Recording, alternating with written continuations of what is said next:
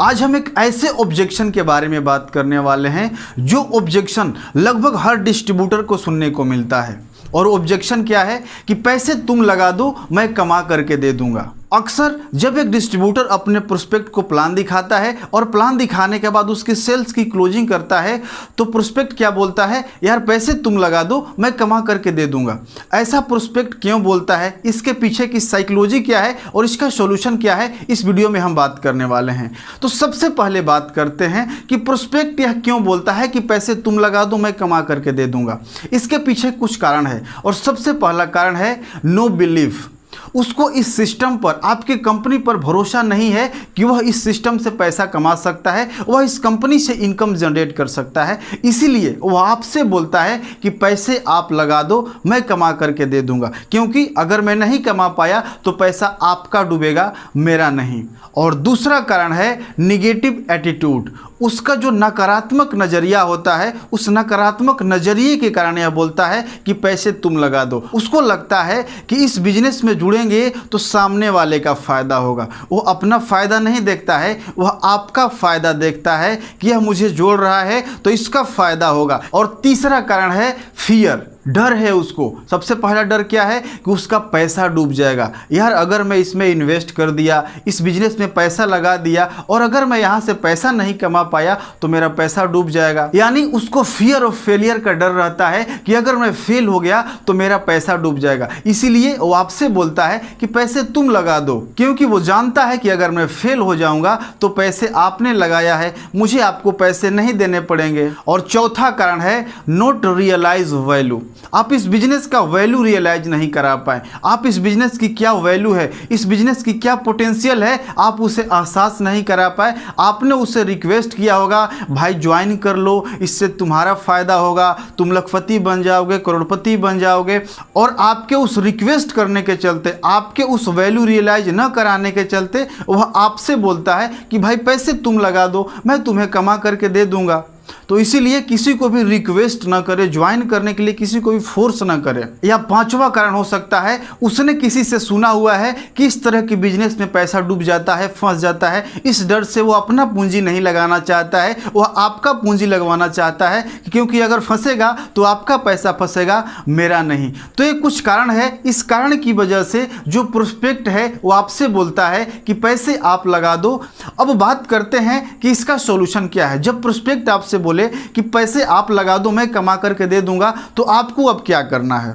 सबसे पहला काम आपको क्या करना है, अपने प्रोस्पेक्ट से कुछ सवाल पूछने हैं।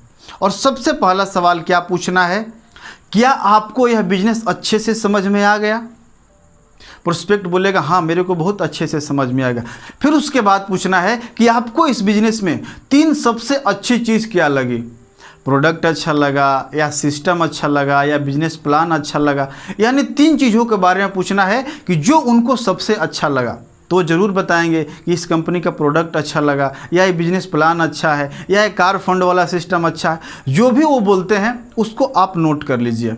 नोट करने के बाद आप उनसे फिर एक प्रश्न पूछिए, आपको क्या लगता है, क्या आप इस बिजनेस से अपने ज़रूरतों को, अपने सपनों को पूरा कर सकते हैं?